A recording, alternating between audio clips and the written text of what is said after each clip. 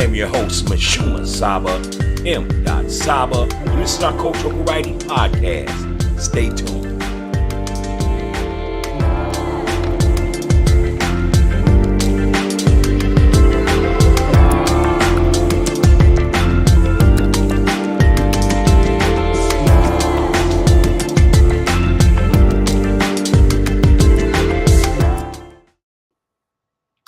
Peace, peace, peace, peace, peace. And welcome to Coffee Talk Podcast. This is the Cultural Variety Podcast show, and I am your host, MISHUMA SABA, M.SABA, and this is our Cultural Variety Podcast. How y'all doing today? Greetings, greetings, greetings, and good evening to you all. Today is November 14th, 2022, and it is Monday. Monday is our cultural studies night. And I'd like to say that we didn't get to have a show this past weekend due to life situations. You know, I had things I had to take care of, but I'm so happy to be back this evening, giving you the show this evening. And I really, really, really appreciate y'all. All right, so tonight we got a good show lined up for tonight. Tonight we're going to dive into a hot-selling book by author Patricia DIXON. And I would encourage you all to go ahead and get this book either through her or through whatever channels that you may gather to get your books. I'm going to show you what this book looks like. Again, this is one of our top book selections. And tonight we're going to go ahead and discuss a chapter within the book. It's just a small chapter, but it's called Western Polygamy. And it's called the Monogamy with a Peculiar Form of Polygamy, Concubinage, and Prostitution. So basically what it's stating is that we want to dive in to find out, well, where did this all come from? Where did the word concubine come from? Where did the word prostitution come from? Where did monogamy come from? Where did polygamy get banned from? Because as you know, 3/4 or even more than 3/4 of the world actually practices polygamy, whereas the United States or the Western world, North America, does not. In some parts it does, but we're just going to go ahead and definitely dive in and talk about that. But yeah, so before we get started, if this is your first time appearing on the show, we never start the show without giving you its flavor as well as its wise words for tonight. So let's just go ahead and dive in because we want to get through this tonight. And so today's flavor, because it's snowed and because it's starting to get chilly, and there's a lot of snow out there coming down tonight here in the Twin Cities, I thought that tonight's flavor would be something real smooth. So tonight's flavor is smooth Irish cream. Smooth Irish cream. I like mine's on the rocks.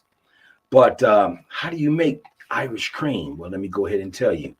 First, you take 1 teaspoon of unsweetened cocoa powder, 1 cup of whipped cream, a 14-ounce sweetened condensed milk. And if you don't do milk, you can also put in almond milk or oat milk, whatever you choose. A half teaspoon of vanilla extract, 1 cup of Irish whiskey, and 1 teaspoon of instant espresso powder. Blend that all up, and there you have a smooth Irish cream. So tonight's flavor is definitely Irish cream. And I would say this, go ahead and pour yourself some water, some wine, some Irish cream, a smoothie, a beer, cappuccino, cocoa, coffee, whatever it may do. But come on in, kick your feet up, and welcome to our humble home here at Coffee Talk Podcast.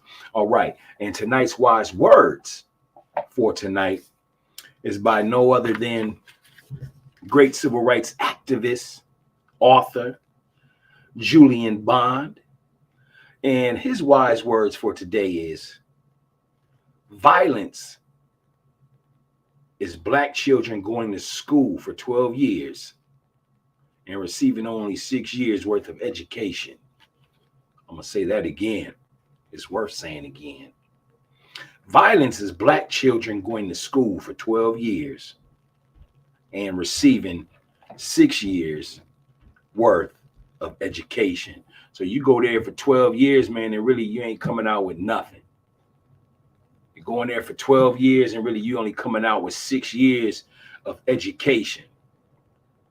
In some urban schools, they don't teach trades anymore. In some urban schools, they don't teach finance anymore. How to create your own business, how to file your taxes, how to get an LLC.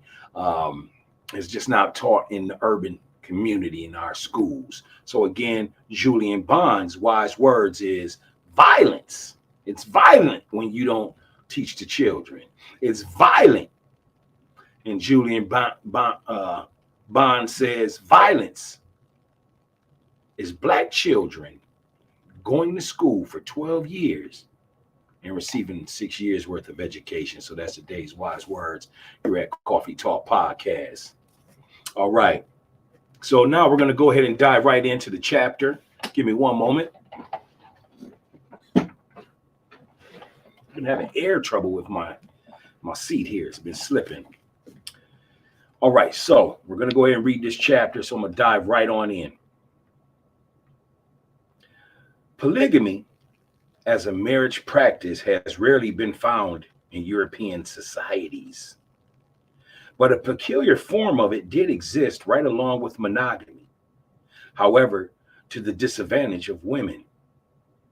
Although the evolutionary paradigm underlying Lewis H. Morgan's theory of the origins of marriage and family is problematic, there are, however, factors delineated by him as it pertains to the evolution of monogamy in the Greco-Roman world.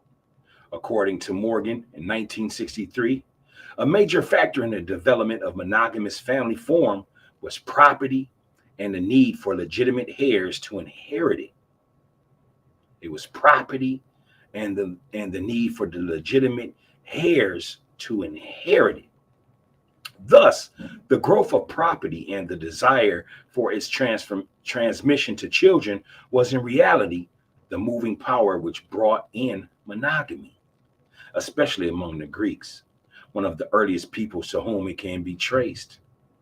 However, there were two factors under the Grecian form of the monogamous family that resulted in the oppression of women. The first is that the chief object of marriage was the procreation of children. Bearing children was, for the most part, the only role that a woman could assume. Second is the evolvement of concubinage and prostitution. In his work, The Origins of the Family, Private Property, and the State, Frederick Engels in 1942 also observed the fundamental to the development of monogamy, especially among the Greeks, was the supremacy of man over woman. And central to this was the need to produce heirs to inherit property. Engels' work, however, examines this further by showing how concubinage and prostitution also evolved and existed along with monogamy. He notes that although there were goddesses in the earlier periods in Greek history and women were freer and more respected, women were already being humiliated under the domination of men by competition from girl slaves in the system of concubine. Citing an example from Homer's Aeneid, where captive slave girls were taken as booty back to Greece and brought under the same roof as the wife, Engels' remarks are, the legitimate wife was expected to put up with all this, but herself to remain strictly chaste and faithful. In the heroic age, a Greek woman is indeed more respected than in the period of civilization. But to her husband, she is all nothing but the mother of his legitimate children and heirs, his chief housekeeper and supervisor of his female slaves, whom he can and does take as concubines if he so fancies. It is the existence of slavery side by side with monogamy, the presence of young, beautiful slaves belonging unreservedly to the man that stamps monogamy from the very beginning with its specific character of monogamy for for the women only, but not for the man. Ingalls also describes how, in order to ensure that the offspring of their wives were their own, men kept women in seclusion. Women among the islands lived more or less behind the locked doors and had no company except other women. The women's apartments formed a separate part of the house on the upper floor or at the back, where men, especially strangers, could not easily enter, to which the woman retired when women visit the house. They never went out without being accompanied by a female slave. Indoors, they were kept under regular guard. Muslim dogs were kept to frighten away adulterers, and at any rate, in the Asiatic towns, eunuchs were employed to keep watch over the women. He further points out that a woman was nothing more than a kurima, or a thing, for looking after the house, and apart from her business of bearing children, that she was the chief female domestic servant. Thus, the origin of monogamy is not the outcome of individual sex and love, as it is often thought. Ingalls state it was the first form of the family to be based not on natural, but on economic conditions, on the victory of private property over primitive, natural, communal property. In fact, according to Ingalls, as the Greeks themselves made clear, the sole exclusive aims of monogamous marriage were to make the man supreme in the family and to propagate as the future heirs to his wealth, children indispensably his own. Otherwise, marriage was a burden, a duty which had to be performed whether one liked it or not, to God's state and one's ancestors. Because marriage was based neither on love or affection, but on procreation of children, there was a need for other means through which men could fulfill sexual and other needs. What emerged was an elaborate system of prostitution. Ingalls observes that prostitution was crucial in the development of monogamy, especially in the Greek rainforest, in which the most flourishing period of Athens, an extensive system of prostitution came into existence that was flavored by the state. So far what they're saying here is that because there was monogamous relationships, in those monogamous relationships, the wife was looked at as someone that would receive the property. She was a heir. So they had to get married to be able to give their property to a woman that they trusted versus to anybody. But they had desires, sexual desires and other desires, to have more than one woman at the time. In Prostitution and Society, a survey, Fernando Henriquez in 1962 points out that the state brought prostitutes on behalf of the citizens and established brothels. Dicterias staffed by women dicteriades. The state established brothels were arranged in accordance with the social hierarchy. The poorest quarters offering the lowest prices, and those catering to the rich offering the highest. While the profits were used for state purposes, brothels could also be privately owned. However, they were taxed by the state. So it was even the states within the Greeks that actually taxed the brothels. You understand? So they were actually encouraging prostitution over there in Athens. The brothels could also be privately owned. However, they were taxed by the state. There were also various levels of prostitution, which Bernard Merstein in 1974 classifies in love, sex, and marriage through the ages. The porne, where women worked for meager wages, were the lowest in the hierarchy. They had no social rights, could demand no support from their children, and were required to wear a special ornate costume and dye their hair with saffron to distinguish themselves from others. Henriquez also indicates that the dicterates were among the lowest in the hierarchy in the early stages of prostitution in Athens. According to him, the dicterates were deprived of all their rights as citizens and in the streets, and they had to wear special clothing. Many of these disabilities were passed on to their children, who would acquire citizenship only by performing an acknowledged act of bravery. Anyone who was responsible for introducing a freeborn female citizen to a brothel could be put to death. Despite this law, men could sell their sisters or daughters to the state brothels if they had been convicted of fornication, a serious offense. Lute trades or flute players, next in the hierarchy, were usually slaves brought to Athens by a spectator, who were often rented out to feast, to entertain, and after enough had been drunk, to share their beds of the guests. At the top of the hierarchy were heterae, who were distinguished from lower level prostitutes because they were neither slaves nor lower class women, as was the case of the other prostitutes.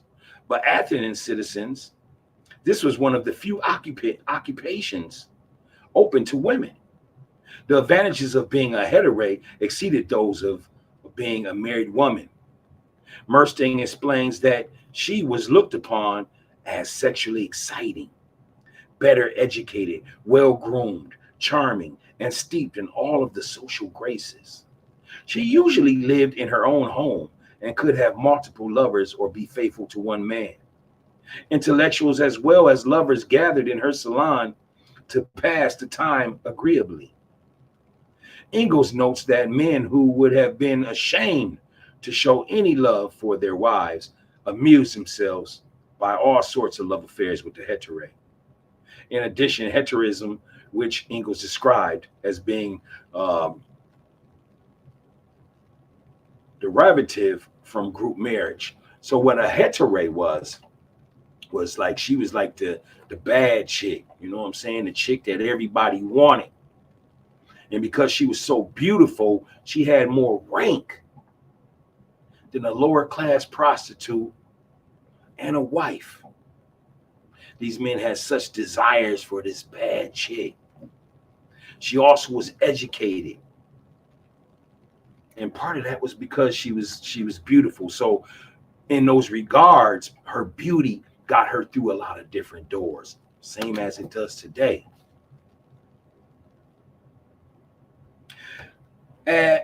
Is as much a social institution as any other. It continues the old sexual freedom to the advantage of men. But in reality, this condemnation never falls on the men concerned, but only on the women. They are despised and outcast in order that their unconditional supremacy of men over the female sex may be once more proclaimed as a fundamental law of society. Furthermore, it was only through prostitution that women were able to develop their intellectual and artistic capabilities and stand above the conventional level of womanhood, which Ingalls considers the worst condemnation of the Athenian family. Concubinage also provided a sexual outlet for men.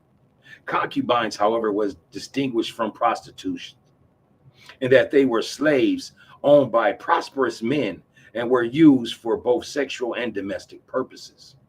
They could be sold from one master to another or might even be lent out. The difference between the concubine and the prostitute was that the former was sexual property owned by an individual, whereas the prostitute was hired out temporarily or for a considerable period. Finally, according to Ingalls, when monogamous marriage makes its appearance in history in the Greco-Roman world, it is not the reconciliation of man and woman. Rather, it comes on the scene as the subjugation of the one sex by the other, a struggle between the sexes unknown throughout the whole previous historical period.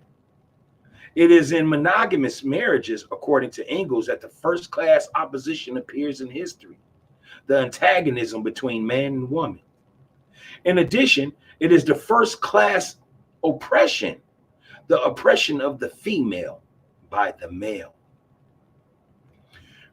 Gerda Lerner in 1986, in The Creation of Patriarchy, explains that such practices even preceded the Greeks and Romans in Mesopotamia and date as far back as 1752 BC. So when they actually say, y'all, that prostitution is the oldest profession, it actually is. There was prostitutes before Christ. And that's why they're saying that it goes back as far as 1752 BC.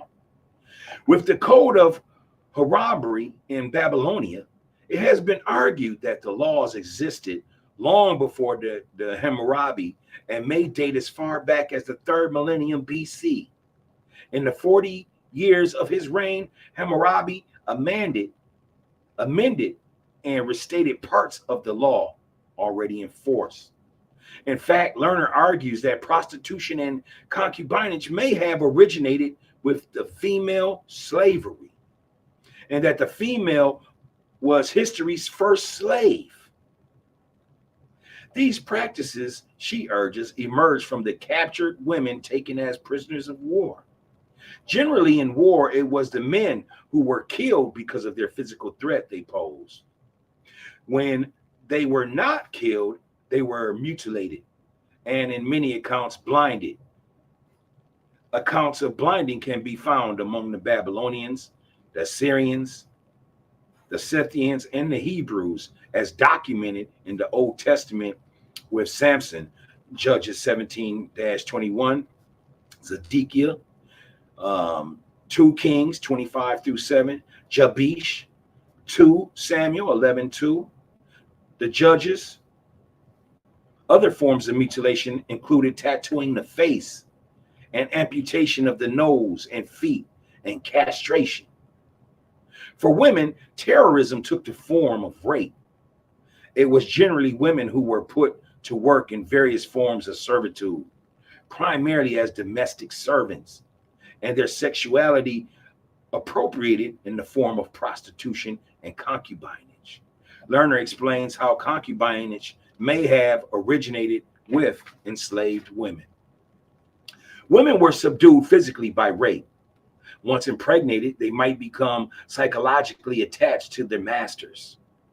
From this derived the institution of concubine, which became the social instrument for integrating captive women into the households of their captors, thus assuring their captors not only their loyal services, but those of their offspring.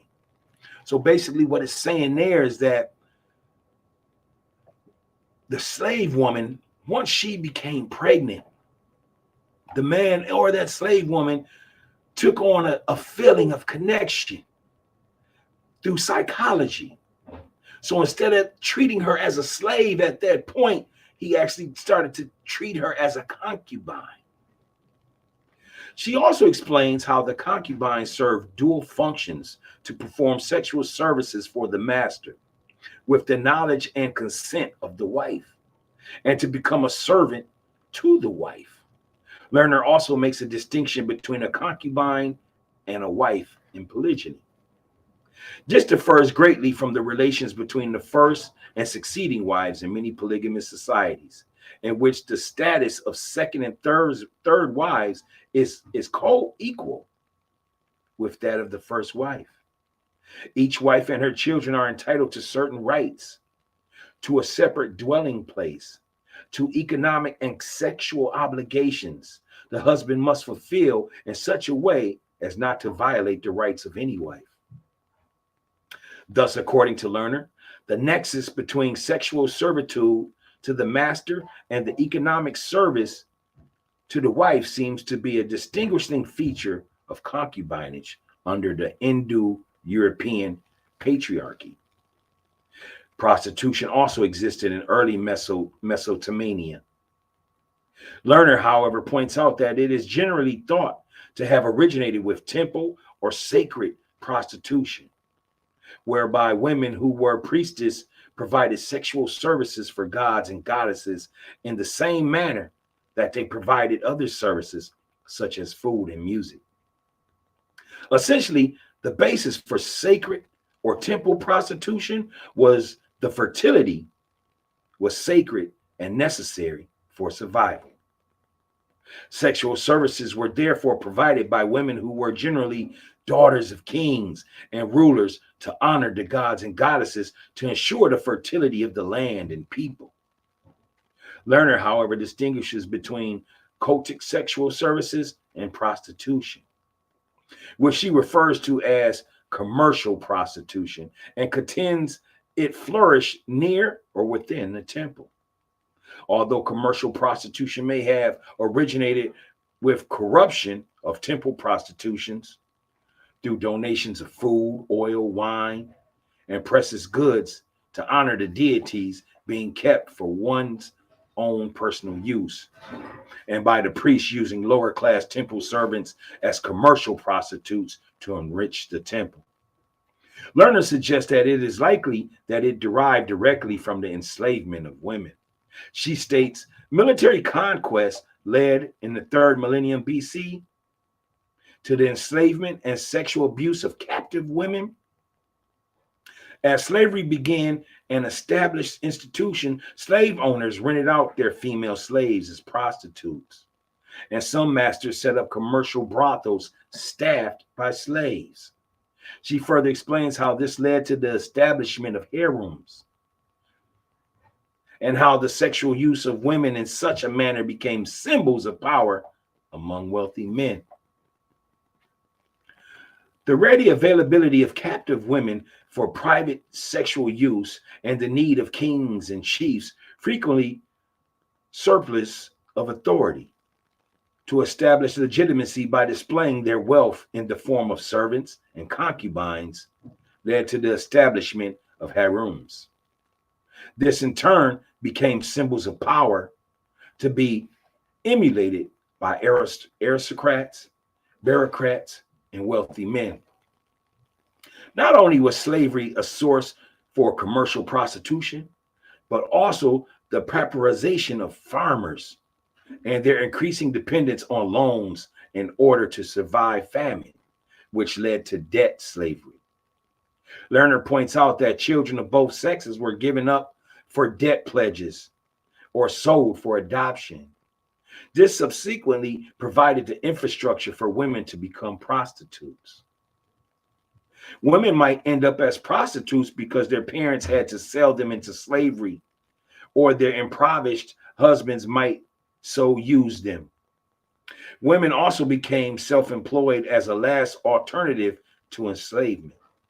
With luck, they might, in this profession, be upwardly mobile through becoming concubines. By the middle of the 2nd millennium BC, prostitution was well established as a likely occupation for the daughters of the poor. We will go ahead and actually, you know what? I want to go ahead and do the last 2 pages of this, and it will be open for discussion. The next piece is called the veil. A major factor in the development of concubinage and prostitution was how to distinguish between women who were wives and those who were used for sexual purposes. Lerner explains, as sexual regulations of women of the propertiered class became more firmly entrenched, the virginity of respectable daughters became a financial asset for the family. Thus, commercial prostitution came to be seen as a social necessity for meeting the sexual needs of men. What remained problematic was how to distinguish clearly and permanently between the respectable and non-respectable woman. Thus, according to her, was resolved through use of the veil. Legal regulations for the veil was found in the Assyrian laws, which Lerner indicates were representative for the region and in the common body of legal concepts that prevailed in the region for nearly 2,000 years. She states that the practice of veiling, on which Assyrian law legislates, has been so uniqueness and lasted for so many millennia into this century that one can justify the assumption that we are here dealing with the earliest known examples of such a regulation, which was practiced in many other societies as well. She reports for the reading of the law as follows: neither wives or sojourners, nor widows, nor Assyrian women who go out on their street may have their heads uncovered. The daughters of Signor, whether it is a shawl or a robe or a mantle, must veil themselves. When they go out on the street alone, they must veil themselves. A concubine who goes out in the street with her mistress must veil herself. A sacred prostitute whom a man married must veil herself on the street. But one whom a man did not marry must have her head uncovered on the street. She must not veil herself. A harlot must not veil herself. Her head must be uncovered. So as you can see, the only time you could wear a veil is if you was already attached to some type of man. If you were a single woman out here, they wouldn't let you wear a veil. Now, we're not talking about African polygamy. We're talking about the Assyrian law and how that pertains to the Greek and Roman laws. The law, according to Lerner, also specified that a slave girl must not cover herself. Thus, the veil came to be the symbolic and emblem of the married woman. The veil elevated her to a distinguished mark, and its wearing is made a privilege. Lerner, however, notes that it is curious that under this law, veiling does not seem to distinguish the free from the unfree, nor the upper class from the lower. Harlots and unmarried sacred prostitutes may be free women, yet they are grouped with slaves. A slave concubine may be veiled if accompanied by her mistress, but even a freeborn concubine may not be veiled if she walks out alone. She further explains the basis of such distinctions. On other examinations, we can see that the distinctions between the woman is based on their sexual activities. Domestic women sexually serving one man and under his protection are here designated as respectable by being veiled. Women not under one man's protection and sexual control are designated as public women, hence unveiled, like I had stated. If a woman who should not be wearing a veil was seen doing so, it was prescribed that she be punished. Overall, Lerner asserts that the dress code and the punishment for violation of the code were indications that the matter of classifying women into respectable and not respectable had become an affair of the state. So really, the state was the very first pimps. Finally, Lerner explains how classes among men differed from those among women. Essentially, men took their place in the class of hierarchy based on their occupations or their father's social status. Their class position could be expressed by their usual outward signs, clothing, residential location, ornaments, or their absence. For women, however, from MAL 40, which is Middle Assyrian laws, and forward, class distinctions were based on their relationships to a man who protected them and their sexual activities. The division of women into respectable women who are protected by their men and disrespectable women who are out in the street unprotected by men and free to sell their services has been the basic class division for women. It marked off the limited privileges of upper class women against the economic and sexual oppression of lower class women, and divided women one from another. It is this division, women's position, sexual or marital status to men that separates women even today. Those who are married are accorded statuses versus those who are not. The veil, although over 3,000 years old and now invisible, continues to separate women, and in the words of Lehner, still impedes alliances among them. Wow. If you have any questions, go ahead and put them in the comment. Let me know what you thought about the hetero.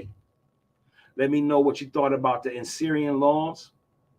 Let me know about how you felt about the veil, and that if you were attached by a man, or you was protected by a man, or you did certain sexual favors for a man and he brought in attachment, you wore a veil. But if you were a slave, or if you were someone that was not married, you couldn't veil yourself. You had to be seen out here. Again, we are only talking about the Greco-Roman time period and how that pushed over into Western society. So when you get to thinking about prostitution and concubines, this is where it started. It was even started before Christ walked the earth, or Yahweh. What's your thoughts on that? Hit the like button, share the video, and subscribe to Coffee Talk Podcast. Great, great, great story.